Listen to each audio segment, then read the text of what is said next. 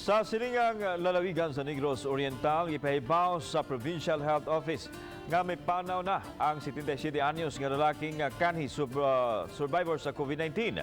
Nadala na siya sa kanyanto sa Vicente Soto Memorial Medical Center apan nakauli na sa lungsod sa Siaton. Apan nagluya og nadala sa Siaton District Hospital og nagkabsan gyud sa iyang kinabuhi. Samtang dugang unom ka mga bagong kaso karon ang nagpositibo sa COVID-19 sa lalawigan sa Negros Oriental.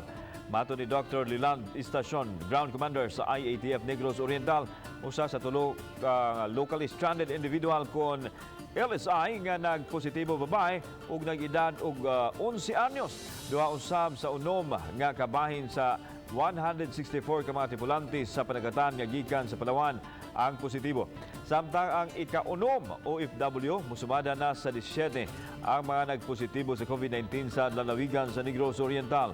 13 kanila mga tripulantes panagatan. Hinoon, mga asymptomatic ang dugang unom ka mga bagong kaso sa COVID-19. Ang kanang isa ka 77-year-old nga patient, gikan na siya sa Vicente Soto. Niuli na siya di na sa Siaton tungod kay nang negative na siya dito, gi-release na siya, gi-discharge. Pero pag abot niya sa Siaton, medyo nagka-problema siya gamay.